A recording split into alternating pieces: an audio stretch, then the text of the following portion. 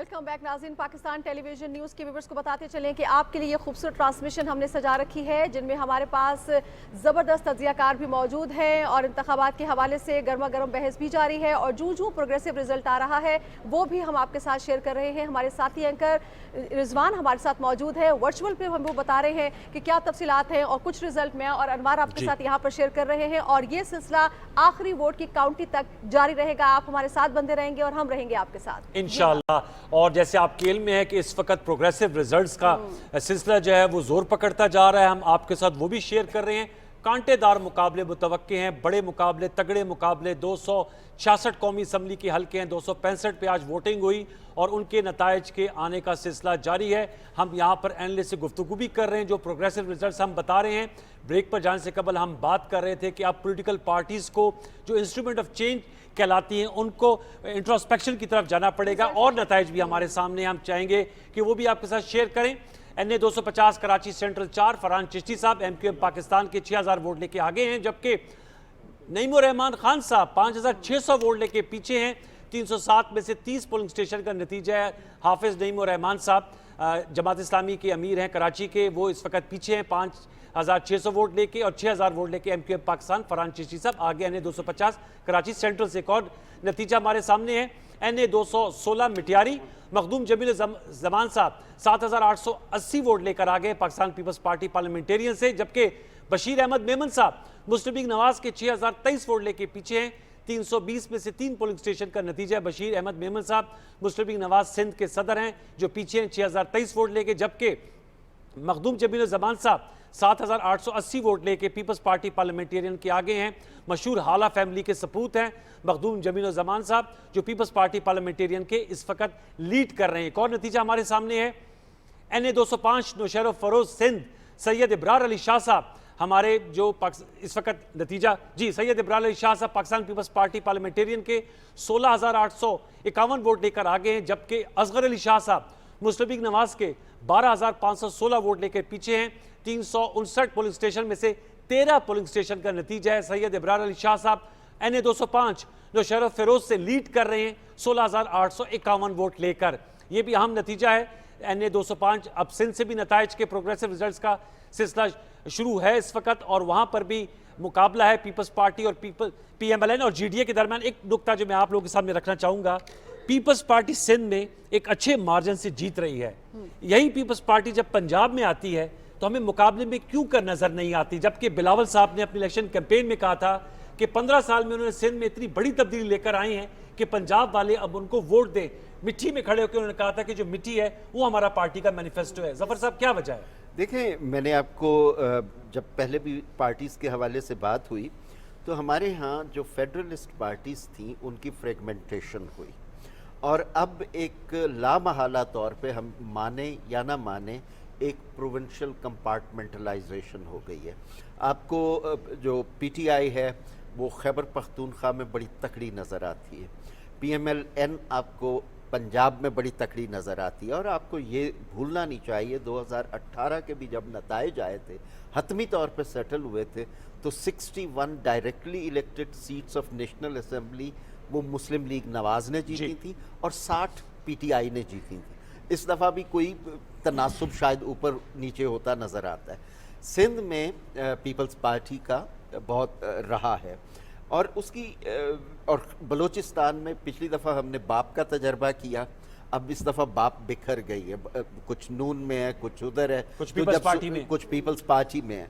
तो I would say कि ये फेडरलिज्म के हक में कोई अच्छी डेवलपमेंट नहीं है और दुनिया के ममालिक में होता है। फिर उसमें कहते हैं कि अगर एक ही फेडरलिस्ट पार्टी हो तो उसकी प्रोविंशियल ब्रांचेस के दरमियान बात होती है और अगर हर सूबे की अपनी पार्टी हो तो फिर उन पार्टियों को आपस में बात करना पड़ती है और होती भी है कॉन्स्टिट्यूशनल प्लेटफॉर्म पे, काउंसिल ऑफ कॉमन इंटरेस्ट में, NEC में। लेकिन हैविंग सेड दैट, देखिए पॉलिटिक्स का एक असूल है, you can't be darling of everybody. मुकाबले में तो 30-30, 40-40 कैंडिडेट ने, जीतना एक ने। वर्ल्ड कप फाइनल में भी 2 बेस्ट टीमें खेलती हैं, जीतना एक ने। बात यह है कि आपने सेहतमंद मुकाबला किया या स्पेस विकेट कर दी। अब इस इलेक्शन में हमें लगता है कि कुछ सियासी जमातों ने दीगर सूबों में स्पेस विकेट की है। बिलावल साहब को ये क्रेडिट जाता है कि उन्होंने स्पेस रिक्लेम करने की कोशिश की। बशीर बिल्कुल, मेमन डॉक्टर साहब कुछ ऐड करना चाह साहब रहे हैं। बशीर मेमन साहब मुस्लिम लीग नवाज के सिंध के सदर हैं, उनको वो आए थे, तवक्को ये थी कि वो डिलीवर करेंगे, लेकिन वो अपने मटियारी में गालिबन वो मखदूम जमील और जमान साहब जो फेम ऑफ हाला फैमिली से हैं, वो उनसे पीछे हैं। अच्छा, आप देखें तो ये बड़ा इंटरेस्टिंग रिजल्ट है इसका। कोई अभी ये क्लोज कंपटीशन है, मतलब ये नहीं है कि वन साइडेड है। मैं यही सोच रहा था कि देखें, अगर शायद मुस्लिम लीग नून कैंपेन करती सिंध के अंदर, तो ऐसे जो कॉन्स्टिट्यूंसीज हैं अगर वो विन ना भी करती तो एक जो फेडरल रिप्रेजेंटेशन है वो ज़रूर होती। अब इन्होंने तो सिंध का दौरा ही नहीं किया, बलूचिस्तान गए ही नहीं, जनूबी पंजाब में नहीं गए। तो पता नहीं, ये हमें कुछ पॉलिटिकल पार्टीज किसी एक जगह पे बैठ के समझते हैं कि बस साड़ी गल हो गई। मेरा ख्याल ये कि वो फिर एंटरप्रेन्योर कॉर्पोरेट सेक्टर का ही वहाँ पे इन्होंने रूल इस्तेमाल किया था, सब लेट कर देना, सब कॉन्ट्रैक्ट दे देना। इन्होंने सिंध का सब कॉन्ट्रैक्ट MQM और GDA को दे दिया था, जो आप पंजाब ख्याल है पीपल्स पार्टी को भी शायद दे दिया हो। नहीं पीपल्स पार्टी को नहीं दिया था। साहब का तकड़ा में बाज़त बशीर मेमन साहब को तो बड़े तमतक से लाया गया था एज सूबाई सदर। वही मैं कह रहा हूं, देखिए, लेकिन उनको आप इतना फेवर जो करें, उनका पहला इलेक्शन है पहला, और वो ब्यूरोक्रेट रहे हैं। एग्जैक्टली। अच्छा, एक मुझे पूरी बात करने इनके भाई लड़ चुके हैं यहाँ से, पंजाब इसी में सीट से, जो आप पिछले इलेक्शन में भी साउथ पंजाब में भी था कि वहां पे उन्होंने IPP के साथ अपना सबलेट किया था। मैं बता रहा हूं, इनका सारा डिजाइन जो है ना पॉलिटिकल पार्टीज का, वो कॉर्पोरेट सेक्टर का। आप ऐसे करें, एक स्टेटमेंट निकालें कॉर्पोरेट सेक्टर की और एक निकालें पॉलिटिकल पार्टी की, पर्टिकुलरली PMLN की, आप हैरान हो जाएंगे कि दोनों फर्क ही कोई नहीं है। ओके सर, आप बशीर मेमन साहब के कह रहे हैं भाई ने इलेक्शन लड़ा है। एक तो पहली बात तो ये कि एक कोई भी एक आला सरकारी मुलाजिम है, वो रिटायर होते हैं और आप उनकी रिटायरमेंट के बाद 2 साल की शर्त से पहले इतना बड़ा तंजीमी ओहदा दे देते हैं। बाकी बशीर मेमन साहब के भाई पिछले इलेक्शन उन्होंने कंटेस्ट किया था, इसी कॉन्स्टिट्यूंसी से वो हारे थे। अब इसमें एक फैक्टर हम इग्नोर भी कर रहे हैं। आप देखें कि पंजाब का जो साइज़ है, एक पंजाब सेंट्रिक पार्टी है, वो कहती है यहाँ 150 के करीब सीटें हैं, 141 है, मैं इनमें से 100 भी क्लेम कर लेती हैं, 100-100 भी, तो मैं तादियों को साथ मिला के कर दूँ। मुझे ना बलूचिस्तान की सीटें जो हैं उससे ज़्यादा तो के उसके करीब कराची में, तो थोड़ा सा उधर है और कराची की 22 है। ये एक इम्बैलेंस भी है। और दूसरा ये कि जो पीपल्स पार्टी का डिक्लाइन हुआ है, बड़ा इंपॉर्टेंट एस्पेक्ट बताए हैं, लेकिन इसके अंदर एक तो ये है कि इंटरनल और एक्सटर्नल फैक्टर्स भी हैं। 2008 के बाद आप देखें कि ये वाहिद पार्टी है कि जिसकी जो लीडरशिप है वो यहाँ नहीं रही। जुल्फ़िकार अली भुट्टो और मोहतरमा बेनज़ीर भुट्टो अननेचुरल तरीके से वो रुखसत हुए। उसके बाद जो पंजाब में तब्दीलियाँ आ रही हैं, पीपल्स पार्टी उन तब्दीलियों को और मिडिल क्लास एस्पिरेशन को ग्रास्प नहीं कर सकी। वो सिंध मॉडल्स पे पंजाब के वोटर को अट्रैक्ट करना चाहते हैं। Yes, that's important point. और पॉलिटिकल पार्टीज ने अपने आप को रिस्ट्रक्चर भी नहीं किया। वही नुकता मैं यही बात डॉक्टर साहब, मैं आपसे ये जानना चाह रही थी कि जब आप यूथ की, क्योंकि आपने काफ़ी बात की है, यूथ आप कह रहे हैं चेंज चाहती है, जाहिर सी बात है, जो एक टिपिकल स्ट्रक्चर है उससे पॉलिटिकल पार्टीज़ को बाहर आना होगा। लेकिन पॉलिटिकल पार्टीज़ ने ये पहले रीड नहीं किया कि यूथ की क्या सोच है, वो क्या चाह रही है। मैनिफेस्टो भी हमें गमो पेश वही नज़र आए हैं जो रिवायती हैं, और आवाम का भी वही मिजाज नज़र आया है कि मंशूर पे, आई डोंट नो, जब रिजल्ट आएगा तो पता लगेगा कि मंशूर पे वोट दिया है या कुछ अपनी सेंस भी इस्तेमाल की है। अच्छा, तो ये फिर यूथ का फैक्टर, यूथ का फैक्टर बहुत बड़ा। देखें, हमने इसका थोड़ा सा एनालिसिस किया तो बड़ी इंटरेस्टिंग रिजल्ट्स हमें मिले कि पिछली 2 गवर्नमेंट्स ने जो यूथ के लिए रिसोर्सेज एलोकेट किए, वो PMLN ने 155 rupees per year budget allocate किया, और 155 रुपीज़ पर पर्सन यूथ के लिए बजट एलोकेट 155 रुपए जी, 155 रुपए। लेकिन उसके कंपेयर जो PTI है वो तो आई यूथ के नाम पे थी। इंटरेस्टिंगली वो तकरीबन 23 या 24 रुपीज़ बनते हैं पर person in national physical budget. अब देखें, ये इनकी प्रायोरिटीज़ हैं। अब ये जो यूथ है उनको स्लोगन इन्होंने ज़रूर बेचे हैं और उन्होंने बाय किए हैं, और फिर यूथ ने उसका कोई एनालिसिस उस तरह, सॉरी टू से, ये जो आपने से कि दिल फरेब नारे जो है ना, हम लोग उससे बड़े मुतासिर होते हैं। जी जी, दिल फ्रेम ना। अच्छा, एक और बड़ी इंपॉर्टेंट चीज़ है कि ये यूथ जो है ना, जैसे मलिक साहब ने मुझे 1-2 दफ़ा पॉइंट आउट किया, I would like to response to him. देखें कि जी इसकी कोई पॉलिटिकल डिबेट यूनिवर्सिटीज़ में नहीं होती, LSE में होती है, कायद आज़म यूनिवर्सिटी में नहीं होती। मेरा ख्याल है कि हमारा जो एयर टाइम है, जो हमारा टेलीविज़न का टाइम है, इसमें सर 90% पॉलिटिकल डिबेट है। जी। उसमें यूथ भी है, बाकी भी है, यूथ नहीं और है। लेस देन 5% आपका सोशल कंटेंट है। अब देखें इस पॉलिटिकल डिबेट में यूथ नहीं है। सर यूथ ना होना एक अलग बात है, लेकिन आपका कंटेंट यही है, और ये मैं आपको रिसर्च बता रहा हूँ। Okay. अच्छा, इसमें भी 5% आपका सोसाइटल वन है। अब आप देखें कितने सालों से लास्ट 2-3 डेकेड आप पॉलिटिकल डिबेट्स करते रहे, निकला कुछ नहीं है। सोसाइटल इश्यूज नहीं सॉल्व हुए, कुछ भी नहीं हुआ। आप मैनिफेस्टोज आज उठा के देख लें, किसी पॉलिटिकल पार्टी के मैनिफेस्टो में ये नहीं है कि आपने अपने रोड्स को कैसे सीधा करना है, अपने पब्लिक ट्रांसपोर्ट को कैसे देना है, आवाम को पब्लिक ट्रांसपोर्ट कैसे देनी है। पीएमएलएन में तो पब्लिक ट्रांसपोर्ट के हवाले से तो बहुत ज्यादा एफर्ट्स तो हैं। Metro bus, metro, orange train. Sir मैं उस पे भी आता हूँ। आपका पीएसडी का 90% बजट रोड्स पे जाता है, लेकिन रोड्स के ऊपर आना कैसे है? वो सारी अनारकी, आपको बड़ी बड़ी रोड्स बना दें, ज्यादा एक्सीडेंट्स होते हैं। और मैं यहाँ मेंशन करता जाऊँ, Okay. 30 से 40 हजार लोग पर ईयर रोड एक्सीडेंट्स की वजह से पाकिस्तान में मर रहे हैं। 100,000 1 लाख लोग डिसेबिलिटी का शिकार हो रहे हैं। 4% जीडीपी का लॉस है, डिफेंस बजट से ज्यादा है। किसी पॉलिटिकल पार्टी के मैनिफेस्टो में ये इशू ही नहीं है। Important ना point. पानी का है, साहब वाली बात आप भी करें कि ना change पानी लाना का होगा है, अपने ना system सॉलिड में। वेस्ट बिल्कुल, मैनेजमेंट जफरुल्लाह का है, Fair enough. एजुकेशन और इसमें- हेल्थ कहीं ना कहीं डाल देते हैं। जफरुल्लाह साहब दो बातें हमें ज़हन नशीन रखनी चाहिए कि हमारे खत्ते की पॉलिटिक्स प्रोएक्टिव नहीं रिएक्टिव होती है, और आज के वोट में भी Yes.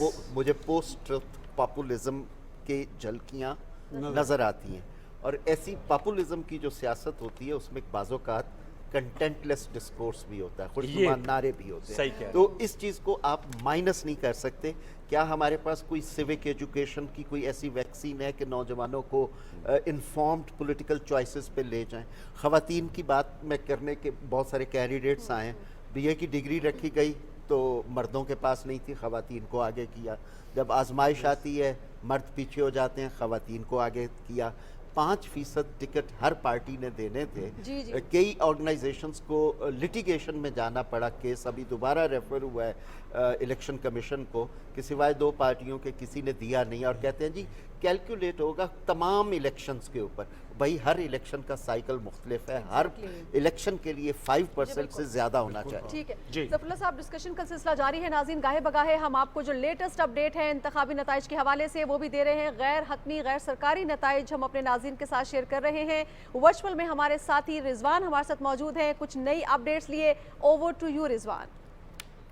बहुत शुक्रिया नाज़िया। और जैसे किसी भी इम्तिहान के बाद नतीजे का इंतज़ार किया जाता है, वैसे ही इलेक्शन के नताइज का भी इंतज़ार है, और बहुत सारे लोग अपनी तेज़ धड़कनों के साथ मुंतज़िर हैं किस हल्के में बदलती हुई सूरत हाल क्या है। एक दफ़ा एक पोलिंग स्टेशन का नतीजा आता है और कुछ देर के बाद कुछ पोलिंग स्टेशन के मज़ीद नताइज आते हैं, तो पोजीशन तब्दील हो रही है। और ये लम्हा बलम्हा बदलती हुई सूरत हाल से पाकिस्तान टेलीविजन अपने नाज़रीन को आगाह किए हुए है। एक ताज़ा तरीन नतीजा आपके साथ शेयर करते हैं। कौमी असम्बली का हल्का है NA 250 कराची सेंट्रल 4, जहाँ पर MQM के फरहान चिश्ती आगे हैं। 30 पोलिंग स्टेशन का नतीजा है। गैर हतमी गैर सरकारी जमात इस्लामी के कराची अमीर नईमुर रहमान खान इस हल्के में पीछे हैं। आपको बताने चलें कि MQM के फरहान चिश्ती 6000 वोटों के साथ आगे हैं। 307 मजमूई पोलिंग स्टेशन हैं, जहां से अभी सिर्फ 30 पोलिंग स्टेशन के नताइज मौसूल हुए हैं। जबकि अभी तक अगर हम देखें इस हल्के में तो मजमूई तौर पर JI के जो उम्मीदवार हैं जमात इस्लामी के नईमुर रहमान, वो इस हल्के में 30 पोलिंग स्टेशन के नताइज के बाद पीछे हैं, जबकि MQM को बढ़तरी हासिल है। 400 वोट की बढ़तरी हासिल है। बहुत ज़रा बढ़तरी नहीं है, लेकिन बहरहाल बढ़तरी है। और एक और नतीजा है जो हम अपने नाज़रीन के साथ शेयर कर रहे हैं। मुस्लिम लीग नून के उम्मीदवार हैं चौधरी इफ्तिखार नज़ीर। कौमी असम्बली का हल्का है NA 147 खानेवाल 4। यहाँ पर मुस्लिम लीग नून के उम्मीदवार 360 पोलिंग स्टेशन में से 60 पोलिंग स्टेशन के नताइज के बाद 16,543 वोट लेकर बढ़तरी हासिल किए हुए हैं, जबकि इस्तेहकाम पाकिस्तान पार्टी के मोहम्मद अयाज खान न्याजी उनसे पीछे हैं। 13,568 वोट उन्होंने हासिल किए हैं। 3000 वोट्स की बढ़तरी हासिल है मुस्लिम लीग नून के उम्मीदवार चौधरी इफ्तिखार नज़ीर को। खानेवाल 4 का ये हल्का है NA 147, यहाँ पर मुस्लिम लीग नून को बढ़तरी हासिल है। और ये वही नताइज हैं जिनके मुंतज़िर हैं सब लोग, किस हल्के से कौन सा नतीजा आएगा, कौन सा उम्मीदवार बढ़तरी हासिल करेगा। एक और नतीजा हमारे सामने है, ये गैर हतमी गैर सरकारी 395 पोलिंग स्टेशन में से 90 पोलिंग स्टेशन का ये नतीजा है। NA 105 टोबा टेक सिंह 1, आज़ाद उम्मीदवार उसामा हमजा बरतरी हासिल किए हुए हैं 47,659 वोट। दूसरे नंबर पर हैं मुस्लिम लीग नून के उम्मीदवार चौधरी खालिद जावेद, 38,937 वोट उन्होंने हासिल किए हैं। 395 में से 90 पोलिंग स्टेशंस के ये नताइज हैं। कौमी असम्बली का हल्का है NA 105 टोबा टेक सिंह 1 से, जहां पर आज़ाद उम्मीदवार को बरतरी हासिल है 47,600 वोट्स के साथ, जबकि 38,937 वोट्स हासिल कर रखे हैं मुस्लिम लीग नून के उम्मीदवार चौधरी खालिद जावेद ने। तो ये नताइज का सिलसिला इसी तरह से है। पोलिंग स्टेशंस के नंबर बढ़ रहे हैं, साथ साथ कहीं बरतरी में इजाफा हो रहा है और कहीं बरतरी कम हो रही है। कुछ उम्मीदवार टेक ओवर कर रहे हैं और NA 198 घोटकी से ये नतीजा है।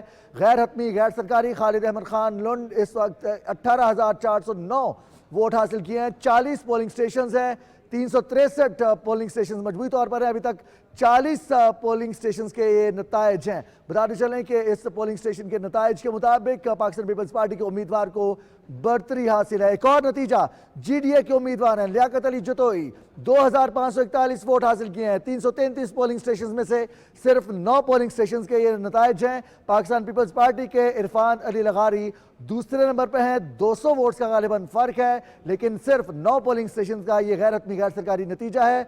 NA 227 दादू 1 का ये नतीजा है, जहां पर GDA के उम्मीदवार लियाकत अली जतोई बरतरी हासिल किए हुए हैं। नताइज का सिलसिला जारी है और साथ ही साथ गुफ्तगू का सिलसिला भी जारी है। कहां पर क्या हो रहा है, कौन सा उम्मीदवार मजबूत है, किस पार्टी की पोजीशन क्या बन रही है, इसके लिए एक दफा फिर हम रुख करेंगे अपने फिजिकल सेट का, जहां पर अनवर और नाजिया मौजूद है। आपका थैंक यू वेरी मच। आपने बहुत अहम नताइज जो प्रोग्रेसिव रिजल्ट है व्यूअर्स हमने आपके साथ शेयर किए। उसामा हमजा साहब टोबा टेक सिंह से इस वक्त लीड कर रहे हैं। चौधरी खालिद जावेद साहब जो PMLN के हैं, उनके मुकाबले में उसामा हमजा साहब जो मारूफ सियासतदान थे उनके साहबजादे हैं, और लियाकत अली जतोई साहब जो साबिक वज़ीर आला सिंध रह चुके हैं, वो लीड कर रहे हैं पाकिस्तान पीपल्स पार्टी से। तो इस पर ताहिर साहब क्या कहेंगे? ये दो अहम जो प्रोग्रेसिव रिजल्ट्स हमने शेयर किए, इस पर आपका कमेंट मैं लेना चाहूँगा। टोबा टेक सिंह फैसलाबाद से जब आगे आप जाते हैं तो वो अब पट्टी शुरू हो रही है।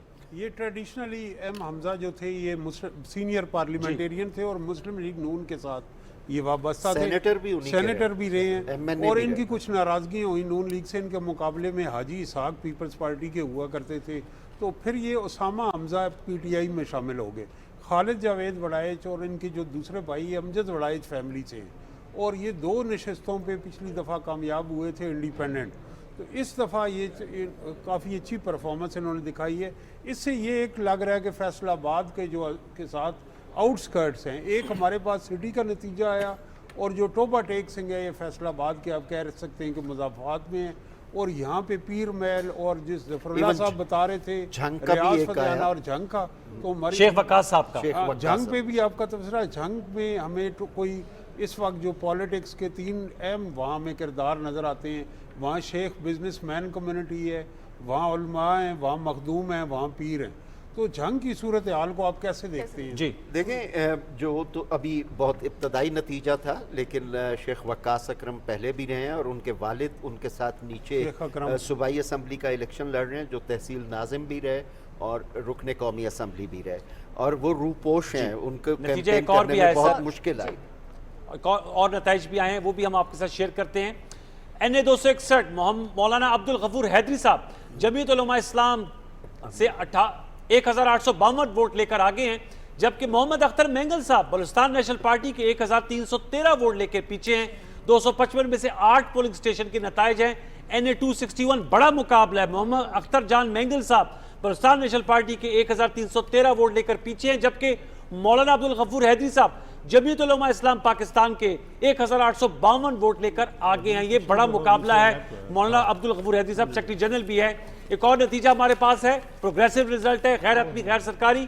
NA 139 पाक पतन राव उमर हाशिम खान साहब 26,988 वोट लेकर आज़ाद उम्मीदवार आगे हैं, जबकि 18,404 वोट लेकर अहमद रजा मानिका साहब मुस्लिम लीग नवाज के इंतखाबी उम्मीदवार पीछे हैं।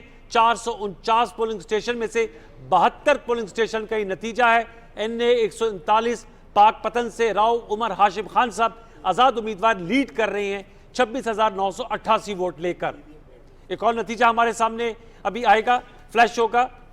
NA 139 का नतीजा हम आपके साथ शेयर करें। राव उमर हाशिम खान साहब जो लीड कर रहे हैं, अहमद रजा मानिका साहब जो मुस्लिम लीग नवाज के कैंडिडेट हैं, वो पीछे, ये भी सर बड़ा इंपॉर्टेंट है, पाक पतन का, इसमें भी कमेंट चाहूंगा।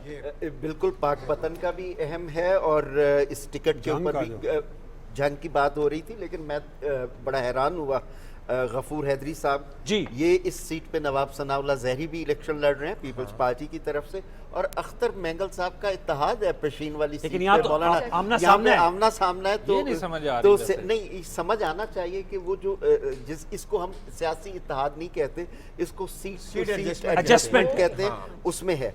जंग की पॉलिटिक्स बड़ी इंटरेस्टिंग है, दो सीटें भी जंग से, हाँ, तो इस नाते से अगरचे मेरा अब ताल्लुक इस्लामाबाद से, शायद मैं यहाँ की नशिस्तों की ज़्यादा बात कर सकूं, लेकिन शेख वकास अकरम ने बावजूद इसके कि उनको बहुत सिक्योरिटी चैलेंजेस रहे, उनको कैंपेन नहीं करने दी गई, और अगर वो लीड करते हैं तो ये उसी किस्म के आज़ाद हैं जो एक पार्टी से तोड़े गए हैं, जैसे एक पार्टी से हैं और दीगर जो उम्मीदवार हैं। तो टू अर्ली टू से, और ये जंग का अर्बन हल्का है, और फैसल सोलह हयात साहब भी लड़ रहे हैं इलेक्शन। सोलह हयात साहब देहाती हल्के से लड़ रहे हैं, पीएमएलएन के टिकट जी से। जी, हल्का बंदियों में कुछ तब्दीली भी आई है। जी जी, उस हल्के में जो सुल्तानुल आरिफीन सुल्तान बाहू के खानवादा से हैं लोग, वो उनका मुकाबला कर रहे हैं। अच्छा, बड़ी इंटरेस्टिंग बात है कि जंग से 2002 से लेकर मुसलसल जीतने वाली गुलाम बीबी बरवाना, और वो इलेक्टेबल की डेफिनेशन पे इस तरह पूरा आती है कि वो काफ से भी जीतती हैं, नून से भी जीतती हैं, पीटीआई से भी जीतती हैं, तो अब एज एन इंडिपेंडेंट कैंडिडेट वो चनियोट की कंस्टिट्यूंसी में चली गई। तो क्वाइट इंटरेस्टिंग। और देखिए, चिनियोट से हम बात तो कर रहे हैं, मुझे याद है 2018 में भी हवा चली हुई थी, लेकिन कैसर अहमद शेख साहब ने सीट निकाली थी जी चिनियोट से, और ये भी बाकी सारा जंग चिनियोट पीटीआई ले गए थे। दो तीन फैक्टर, और अभी भी कैसर शेख साहब लीड कर रहे हैं। एक तो ये कि चिनियोट की जो बिजनेस क्लास शेख बरादरी से प्री पार्टीशन आपको कराची में, मुंबई में मिलेगी, और उनकी इंडिपेंडेंट इनकम स्ट्रीम है, सम सॉर्ट ऑफ इंडस्ट्री जो स्मॉल साइज मीडियम की है वहाँ एग्जिस्ट करती है, बरादरी नेटवर्क भी है, और जो बिजनेसमैन कम्युनिटी भी है, और थर्ड पार्टी वोट भी है। आगा साहब, मैं आपसे जानना चाहूंगा, इस्तेकाम पाकिस्तान के सदर भी है, जहांगीर तरीन साहब पीछे हैं, एक रिजल्ट आया, चले पहले वो शेयर करते हैं नाजिया। जी बिल्कुल, ये जनाब रिजल्ट हम आपके साथ शेयर कर रहे हैं। कौमी असेंबली का हल्का NA 43 यानी 43, जहां से असद महमूद JUI से आपका ताल्लुक है, 7543 वोट लेकर आप लीड कर रहे हैं। उनके मद्दे मुकाबिल दावर खान कुंडी साहब हैं, इंडिपेंडेंट उम्मीदवार हैं। अब तक के वोट जो उन्होंने हासिल किए हैं गैर हतमी गैर सरकारी नताइज के मुताबिक 6412 हैं। टोटल पोलिंग स्टेशन 348 हैं, जिसमें से जो रिजल्ट हम आपके साथ शेयर कर रहे हैं वो इस वक्त 42 स्टेशन के रिजल्ट हैं। कौमी असेंबली की हल्का NA 43 के रिजल्ट है, जहां से असद महमूद JUI के उन्होंने 7543 वोट हासिल किए हैं। यहाँ ये बताते चले मौलाना फजल रहमान साहब के साहबजादे हैं बिल्कुल, असद महमूद साहब जी, और ये रिवायती हल्का भी इनका है, यहाँ से पहले ये जीते भी थे। जब हमने एक और बार दिया तो उस वक्त जी एक और नतीजा है। एक और रिजल्ट हमारे सामने है। कौमी असेंबली हल्का NA 135 ओकाड़ा 1, मलिक मोहम्मद अकबर भट्टी साहब इंडिपेंडेंट उम्मीदवार 13,791 वोट लेकर इस वक्त लीड कर रहे हैं। चारपाई उनका निशान था। उसके अलावा गैर हतमी गैर सरकारी नताइज के मुताबिक पुलिस स्टेशन जो टोटल है वो है 370। 25 से हम आपको इस वक्त रिजल्ट आपके साथ शेयर कर रहे हैं। नदीम अब्बास हैं जो इस वक्त पीछे हैं, उनका ताल्लुक है पाकिस्तान मुस्लिम लीग नून से। 13,451 वोट उन्होंने अब तक ले रखे हैं। ये गैर हतमी बिल्कुल और गैर सरकारी नताइज हैं जो हम आपके साथ शेयर कर रहे हैं। एक और अहम हल्का कौमी असेंबली हल्का NA 88 खुशाब 2, गुल असगर खान साहब ताल्लुक पाकिस्तान इस्तेहकाम पाकिस्तान पार्टी से। जो वोट उन्होंने हासिल किए हैं वो है 29,990। उनके मद्दे मुकाबिल है इंडिपेंडेंट उम्मीदवार नाम मोहम्मद मौजम शेर साहब। अब तक के जो वोट उन्होंने ले रखे हैं वो हैं 22,000 से कुछ आगे हैं। अभी फ्लैश आता है तो दोबारा आपके साथ शेयर करेंगे। एक और हल्का है वेरी इंपॉर्टेंट NA 100 यानी कि NA 100 फैसलाबाद 6, राना सनाउल्लाह खान साहब। आपके जो वोट हैं 25,148 वोट ले रखे हैं, आप लीड कर रहे हैं। उनके मध्य मुकाबिल निसार अहमद हैं 21,130 उन्होंने वोट ले रखे हैं, इंडिपेंडेंट उम्मीदवार हैं। पोलिंग स्टेशन 377 और जो रिजल्ट आपके साथ शेयर कर रहे हैं वो 70 पोलिंग स्टेशन का रिजल्ट है। कौमी असेंबली का हल्का जहां पर अच्छा मुकाबला देखने को मिल रहा है और ये रिजल्ट हमने आपके सामने और ये हम बताते चले व्यूअर्स को कि 2018 में भी इस सीट पे बड़ा तगड़ा मुकाबला हुआ था। निसार जट साहब उस PTI के उम्मीदवार थे और राना सनाउल्लाह खान साहब, और जब हवा थी तो फैसलाबाद से राणा साहब ने सीट निकाली थी, निकाली वरना आबिद शेर अली साहब भी हार गए थे फरूख हबीब साहब से, और बड़े बड़े बुर्ज वहां उल्टे थे। तो ये भी बड़ा अहम नुकता है। में ये रूरल एरिया है और सेमी अर्बन भी है, यहाँ पे बरादरी वोट है। एक कैंडिडेट का ताल्लुक जट बरादरी से, चौधरी इलियास जट मरहूम पीपल्स पार्टी के MNA होते थे, निसार जट उनके दामाद हैं। इनका वोट डिवाइड हुआ है। सिदरा बंदेशा जो हैं जी, इनकी कज़न है, वो पीपल्स पार्टी की टिकट पे इलेक्शन लड़ रही हैं, और राना सनाउल्लाह, लेकिन ये काफ़ी क्लोज गया, अभी इसे देखना हो। आगा साहब, मैं सवाल मेरा था कि इस्तेकाम पाकिस्तान पार्टी को आप किस तरह देख रहे हैं? जाहिर बात है अब्दुल अलीम खान साहब का भी हम देखेंगे, NA 117 से कैंडिडेट हैं, सदर हैं, ओन चौधरी साहब और जहांगीर तरीन साहब यहाँ से जो खुशाब में तो लीड कर रहे हैं, बाकी बड़े जो दो नाम थे वो इस वक्त पीछे हैं। मैं आपसे सवाल करता हूँ कि खटक साहब किधर है? हाँ, that is a very important question जनाब। PTI पार्लियामेंटेरियंस के सदर नौशहरा से हम कोशिश करेंगे कि हमारी टीम अगर हमें नौशहरा का अपडेट दे जहाँ से वो खड़े। मैंने ये सवाल इसलिए किया है कि इसमें पूरे इलेक्शन में रिजल्ट क्या आते हैं मुझे नहीं पता है, लेकिन द बिगेस्ट लूजर अगर आप कहेंगे ना, अगर मैं एडिटर हूँ और मुझे हेडलाइन लगानी पड़े तो मैं सिर्फ दो नाम लिखूँ, IPP और खटक लूजर्स, ये मेरी हेडलाइन हो, बाकी ये मैं ना लिखूँ कौन जीता कौन हारा है। They are the losers. ये मैक्सिमम अगर सीट निकाल सकते हैं IPP मैक्सिमम, तो मैं तीन सीटें निकालेंगे, लेकिन चलो मैं 7 भी कर लेता हूँ। एक पॉलिटिकल पार्टी पूरी बनाई गई, इन्वेस्टमेंट की गई, सब कुछ किया गया, 21 सीटें तो 21 बंदे तो उनके हाथ में जेब में होते थे पहले, आज वो 7 भी निकालना तो बहुत बड़ी बात है। तो आप इसे कंपैरेटिव स्टडी तो करें ना। इसमें सिर्फ इस पूरे इलेक्शन में मुझे अभी तक जो लूजर लग रहे हैं ना, वो सिर्फ और सिर्फ IPP और खटक साहब। सर, PTI पार्लियामेंटेरियंस खटक साहब की जो जमात है उसका कह रहे हैं। देखिए, महमूद खान साहब भी उसी पार्टी में PTI पार्लियामेंटेरियंस में। मैं खटक से मुराद मेरी सिंबल है, जी ऐसे उनका पगड़ी सिंबल है, और उनको तो पार्टी बचाना हो तो क्या रास्ता निकाला था, उनकी रजिस्ट्रेशन नहीं हुई थी तो एक पार्टी ऑफर एक और नतीजा है सर हमारे साथ, इसका नाम रख लें आप जी। एक और नतीजा है जनाब, कौमी असम्बली हल्का NA 33 सैयद शाह अहद अली शाह इंडिपेंडेंट उम्मीदवार, अभी जिक्र हो रहा था जी, परवेज खटक साहब का ये हल्का है, 2292 वोट लेकर आज़ाद उम्मीदवार आगे हैं, जबकि इख्तियार वली खान साहब PMLN के 1082 वोट लेकर पीछे। 319 में से 7 पोलिंग स्टेशन का नतीजा है। NA 33 नौशहरा 1 सैयद शाह अहद अली शाह इंडिपेंडेंट उम्मीदवार 2292 वोट लेकर आगे हैं, जबकि इख्तियार वली खान साहब मुस्लिम लीग नवाज के 1082 वोट लेकर पीछे हैं। नौशहरा NA 33 हमारे एनालिस्ट आगा इकरार साहब तलाश कर रहे थे परवेज खटक साहब को, लेकिन अभी दोनों जो उम्मीदवार कंटेंशन उनमें नजर नहीं आ रहे परवेज खटक साहब। जी जी, तो मैंने कहा आपने कहा हमारी टीम ने वेल टीम, उन्होंने निकाल लिया नतीजा। आगा साहब, मुझे तो फिर इससे 2 फैक्टर लगते हैं एज ए पॉलिटिकल एनालिस्ट, कि समाज ने अब सियासी टर्म कोर्ट्स को, जिसे उर्फ़े आम में अगर गैर पार्लिमानी लफ्ज़ तो नहीं है, लोटा कहते हैं, उनकी तस्हीन का कुछ कल्चर महदूद कर दिया है। दूसरा मुझे ये भी लगता है कि आप अगर किंग्स पार्टीज़ बना के इंजीनियरिंग करना चाहते हैं तो इंजीनियरिंग में भी अब हमारा कोई मायार गिर गया है। आपको साबिक सदर फारूक लगारी वाली मिल्लत पार्टी की तरह। लेकिन मैं एक इसमें वन लाइनर कहना चाहूंगा, जनूबी पंजाब महाज भी तो था। हाँ, एक वन लाइनर कहना चाहूंगा कि ये जो एक और नतीजा है सर, बसद एहतराम, माजद आपको बार बार हमें कट करना पड़ रहा है। NA 184 डेरा गाजी खान अब्दुल कादिर खान साहब 4840 वोट लेकर मुस्लिम लीग नवाज के उम्मीदवार आगे, जबकि अली मोहम्मद इंडिपेंडेंट उम्मीदवार 3530 वोट लेकर पीछे हैं। 279 में से 20 पोलिंग स्टेशन का नतीजा NA 184 डेरा गाजी खान अब्दुल कादिर खान साहब PMLN के आगे हैं। हमने देखा था एक और हल्के में अमार खान साहब भी आगे थे, तो DG खान से नून लीग के लिए जरा सूरत बेहतर हमें दिखाई दे रही है। अब्दुल कादिर खान साहब आगे हैं, जबकि अली मोहम्मद साहब पीछे हैं। NA 184 डेरा गाजी खान का है हल्का। एक और नतीजा प्रोग्रेसिव इंपॉर्टेंट, NA 120 लाहौर 4 सरदार अयाज सादिक साहब 4133 वोट लेके मुस्लिम लीग नवाज के उम्मीदवार आगे हैं, जबकि उस्मान हमजा आजाद उम्मीदवार 3753 वोट लेकर पीछे हैं।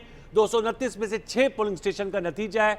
NA 120 सरदार अयाज सादिक साहब साबिक स्पीकर कौमी असम्बली मुस्लिम लीग नवाज के बड़े लीडर 4133 वोट लेकर आगे हैं, जबकि उस्मान हमजा 3753 वोट लेकर जो आजाद उम्मीदवार है वो पीछे हैं। ये गैर हतमी गैर सरकारी नतीजा है और प्रोग्रेसिव नतीजा है। 229 में से 6 पोलिंग स्टेशन का नतीजा। एक और नतीजा हमारे सामने है NA 185, एक और इंपॉर्टेंट, डेरा गाजी खान जरताज गुल साहिबा 29,000 वोट लेकर आजाद उम्मीदवार आगे हैं, जबकि सरदार दोस्त मोहम्मद खोसा साहब 11,000 वोट लेकर पीपल्स पार्टी पार्लियामेंटेरियन के पीछे हैं।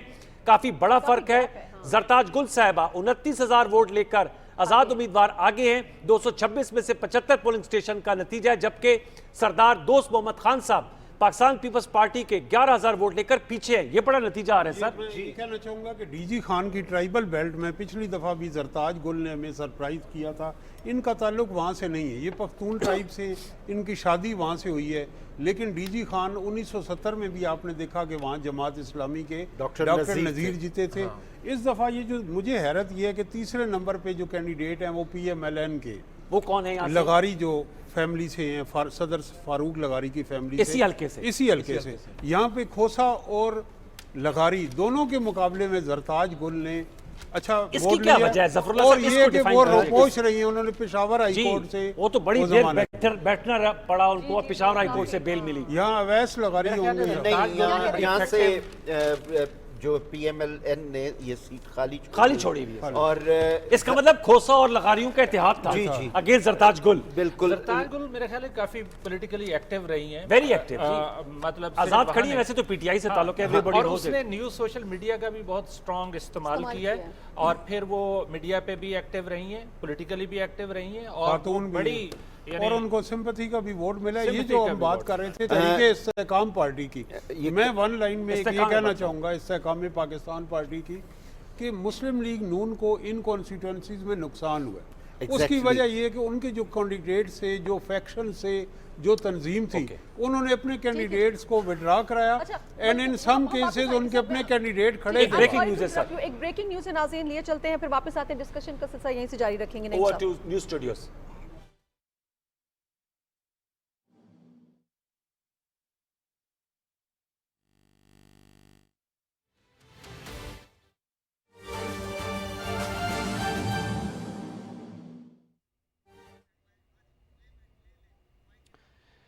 इलेक्शन कमीशन ऑफ पाकिस्तान और वजारत दाखिला के नोटिफिकेशन के मुताबिक आर्मी और सिविल आर्म्ड फोर्सेस के ट्रूप्स वोट की काउंटिंग का अमल मुकम्मल होने तक आरओज के दफातर के बाहर सिक्योरिटी देने के पाबंद हैं। अहम खबर से आपको आगाह कर रहे हैं, ब्रेकिंग न्यूज है ये। इलेक्शन कमीशन ऑफ पाकिस्तान और वजारत दाखिला के नोटिफिकेशन के मुताबिक आर्मी और सिविल आर्म्ड फोर्सेस के ट्रूप्स वोट की काउंटिंग का अमल मुकम्मल होने तक आरओज के दफातर के बाहर सिक्योरिटी देने के पाबंद हैं। इसी हवाले से मजीद तफसील लेंगे अपने नुमाइंदे राना शहजाद से। राना शहजाद, आगाह कीजिएगा इस बारे में। जी मनाजर, ये प्रोपेगेंडा किया जा रहा है कि जो रिटर्निंग ऑफिसर्स के दफातर हैं वहाँ पर जो है वो फौज को डिप्लॉय कर दिया गया है। तो इस हवाले से हम अपने नाजरीन को ये वजाहत पेश कर दें कि इलेक्शन कमीशन ऑफ पाकिस्तान और वजारत दाखिला के नोटिफिकेशन के मुताबिक आर्मी और सिविल आर्म्ड फोर्सेस के जो दस्ते हैं वो वोट की काउंटिंग का अमल मुकम्मल होने तक आरओज के दफातर के बाहर सिक्योरिटी देने के लिए तैनात किए गए हैं। इस डिप्लॉयमेंट का मकसद काउंटिंग के हसास अमल के दौरान किसी भी नाखुशगवार वाक़े को रोकना है। सिक्योरिटी के लिए फौज और सिविल आर्म्ड फोर्सेस के दस्ते आरओज के दफातर के बाहर तैनात हैं और उनका इलेक्शन के अमल से कोई ताल्लुक नहीं है, वो सिर्फ सिक्योरिटी के लिए तैनात किए गए हैं। और इस हवाले से जो इंतखाबी अमला है वो आरओज के दफातर के अंदर काउंटिंग का जो वोटों की गिनती का अमल है उस सिलसिले में वो मुकम्मल तौर पर आज़ादी से अपने फ़राइज़ सर अंजाम दे रहे हैं। इस हवाले से आवाम से भी ये तवक्को की जाती है कि वो इस अमल को पुरअमन तरीके से मुकम्मल करने के लिए फ़ौज और सिविल आर्म्ड फोर्सेस के साथ मुकम्मल तावन जारी रखेंगे और इस हवाले से किसी भी किस्म के प्रोपेगेंडे का या मनफी जो मुहिम जारी है उसका शिकार नहीं होंगे। तो इस हवाले से ये बड़ी अहम खबर दे रहे हैं कि इलेक्शन कमीशन ऑफ पाकिस्तान और वजारत दाखिला के नोटिफिकेशन के मुताबिक जो सिविल आर्म्ड फोर्सेस और फौज के जो दस्ते हैं वो आरओज ऑफिस के बाहर सिर्फ सिक्योरिटी देने के पाबंद हैं और इसी मकसद के लिए तैनात हैं। उनका वोटिंग के अमल से या इंतखाबी प्रोसेस से कोई ताल्लुक नहीं है। जी बहुत शुक्रिया राना शहजाद आपका तफसीलात से अपडेट करने के लिए। न्यूज़ स्टूडियो से फिलवक्त इतना ही। मज़ीद खबरों और अपडेट्स के लिए हमारे साथ रहिएगा। लिए चलेंगे वापस आपको खुसूसी इलेक्शन ट्रांसमिशन की जानिब।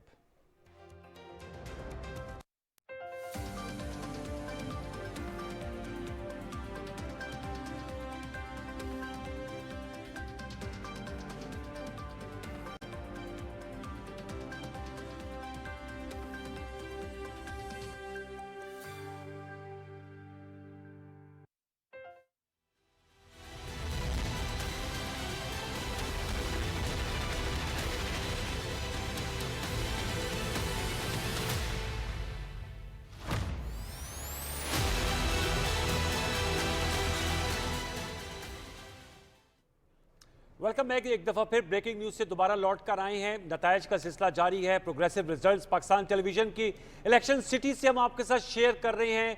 एक और इंतखाबी नतीजा है हमारे पास। NA 210 सांगड़ 2 सायरा बानो साहबा 33,768 वोट लेकर आगे हैं, जबकि सलाहुद्दीन जुनेजो साहब 23,481 वोट लेकर पीछे हैं।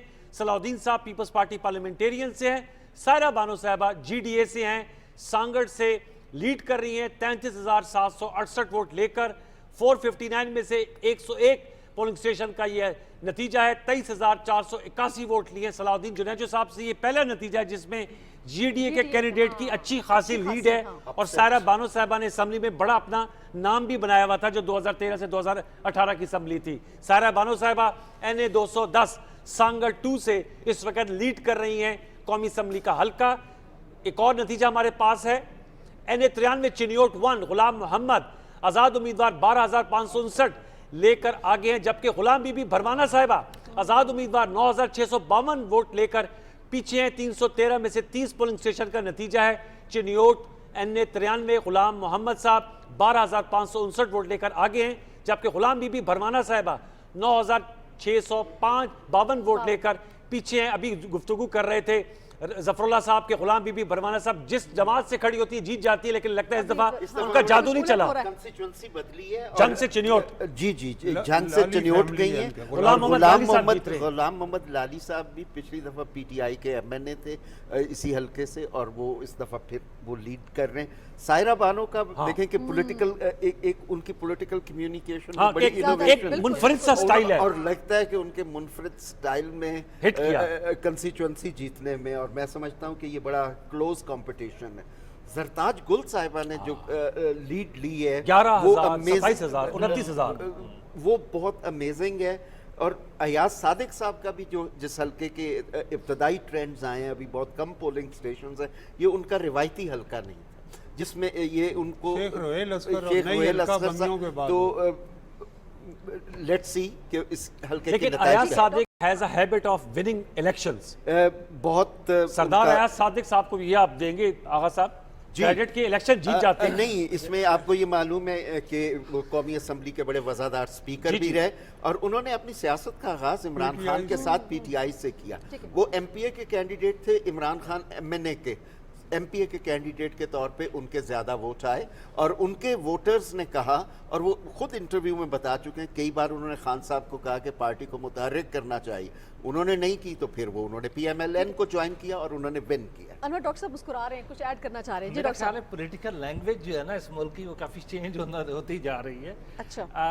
और उसमें अयाज सादिक हों या और भी बहुत सारे, उन्होंने न्यू ट्रेंड्स को उस तरह से स्टडी भी नहीं यानी किया। आप ये कहना चाहते हैं कि सायरा एक और ही जो- सफ में महमूदो अयाज खड़े दिखाई देते हैं। जी बिल्कुल। वो जो इलेक्टेबल की किस्से कहानियां थी, वो खासतौर पे पार्टीशन से पहले भी और बाद में भी चलते आ रहे थे। वो ख़त्म तो नहीं हुए, लेकिन उसने शेप ज़रूर चेंज की है। पहले बुजुर्ग होते थे, अब औलादें आ गई। नहीं वैसे डॉक्टर साहब मैं आपसे पहले बच्चे होते थे, देखें, अब बच्चियां आ पहले गई। आप ये देखें कि इनका हिस्टोरिकल ओरिजिन कहाँ से हुआ है। क्या अवाम ने इन्हें इलेक्टेबल्स बनाया? ब्रिटिश राज ने बनाया। सारा खिताब याफ्ता लोग थे, on the basis of land allot. फिर पाकिस्तान में जो गैर जमहूरी हुकूमतें आई, उन्होंने इन्हें ताकतवर किया इंतखाबात में। नहीं, लेकिन अब इसमें आप आप ये देखें जिस ना, सियासी आप इर्तिका सायरा हो, बानो इजाद की माँ है। सियासी मलिक साहब, आपको पता है?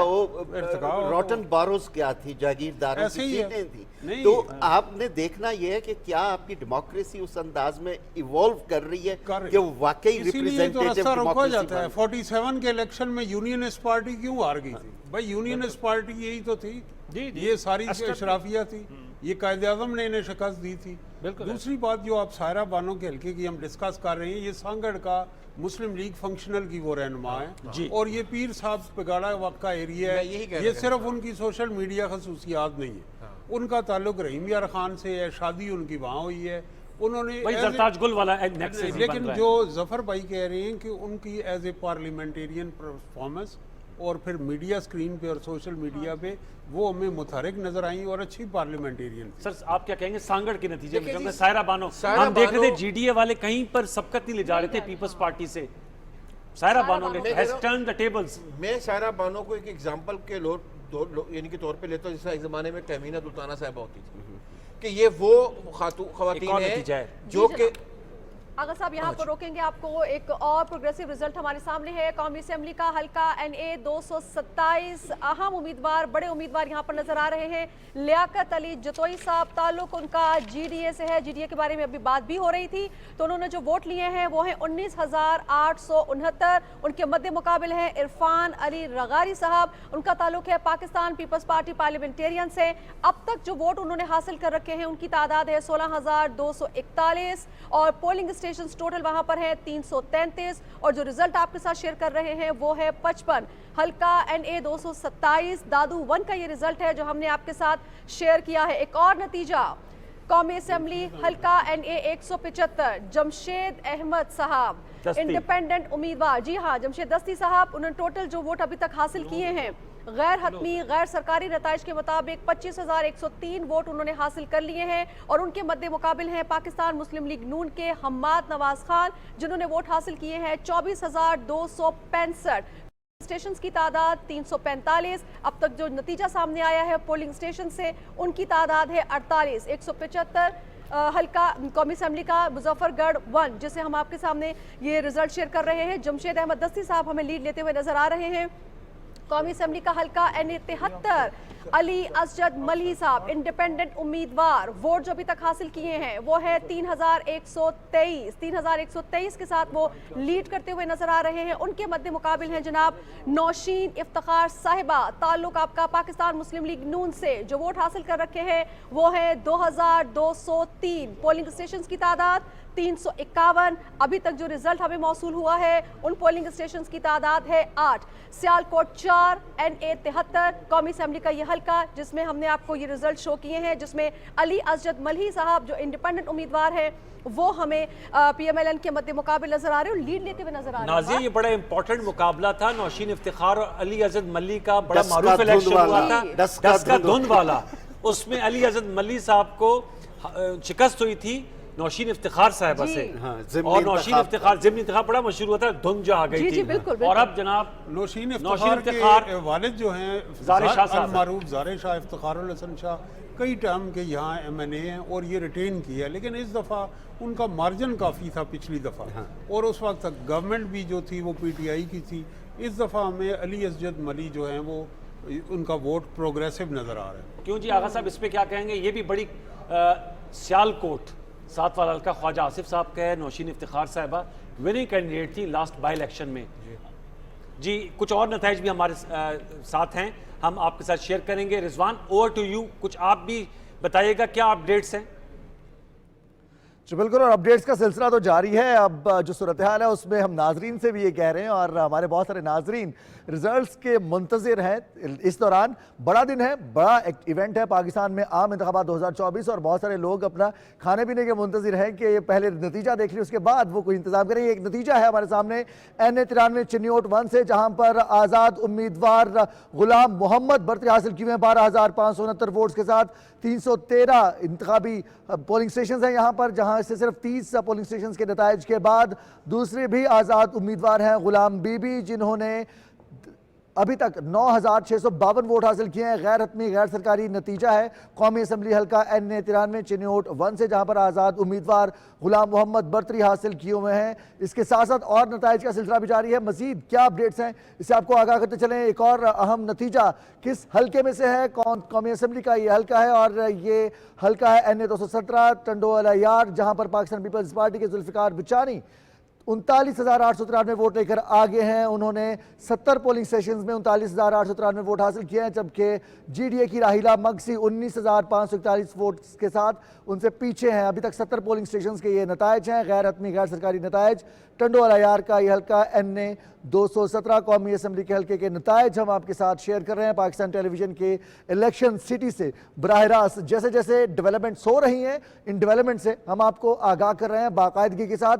मुस्नद और गैर हतमी गैर सरकारी नताइज हैं। एक और अहम नतीजा है और इस नतीजे के मुताबिक इंडिपेंडेंट उम्मीदवार प्रिंस बहावल अब्बासी इस वक्त आगे हैं 19,780 वोट लेकर। मुस्लिम लीग नून के उम्मीदवार 16,110 वोटों के साथ पीछे हैं। हल्का है बहावलपुर 3 NA 166। कौमी असम्बली का हल्का 294 पोलिंग स्टेशन में से 41 पोलिंग स्टेशन के ये गैर हतमी गैर सरकारी नतायज हैं। गिनती मुकम्मल होती है और गिनती मुकम्मल होने के बाद जैसे ही नतीजा मुकम्मल होता है इस हल्के का, उस पोलिंग स्टेशन का, वो हम आपके साथ शेयर कर रहे हैं। किसी भी हल्के का मुकम्मल नतीजा भी आप पाकिस्तान टेलीविजन की स्क्रीन पर देखेंगे। मुस्लिम लीग नून के उम्मीदवार हैं कोट अद्दू NA 179 से मलिक गुलाम कासिम हंजरा 22,103 वोट उन्होंने हासिल किए हैं 267 पोलिंग स्टेशंस के मजमूई तौर पर, जबकि 45 पोलिंग स्टेशंस का ये नतीजा है। आज़ाद उम्मीदवार मोहम्मद शब्बीर अली कुरैशी दूसरे नंबर पर हैं 20,154 वोट्स के साथ। आज़ाद उम्मीदवार हैं NA 179 कोट अद्दू 1 से। ये इंतखाबी नतीजा है गैर हतमी गैर सरकारी 41 पोलिंग स्टेशंस का, जबकि मजमूई पोलिंग स्टेशंस के नताइज अभी आना बाकी हैं। MKM के सैयद मुस्तफ़ा कमाल 4,680 वोट लेकर आगे हैं। 7 पोलिंग स्टेशंस का ये गैर हतमी गैर सरकारी नतीजा है। NA 242 किमाड़ी 1 कराची का ये नतीजा है, जहां पर कादिर मंदोखेल 2,469 वोट लेकर पीछे हैं।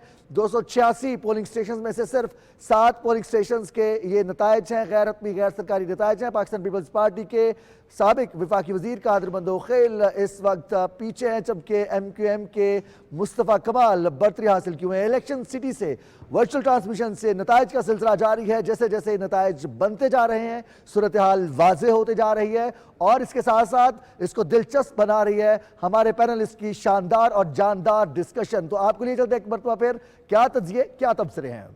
बहुत शुक्रिया रिजवान, अहम नताइज आपने शेयर किए, गैर हतमी गैर सरकारी प्रोग्रेसिव रिजल्ट्स हैं।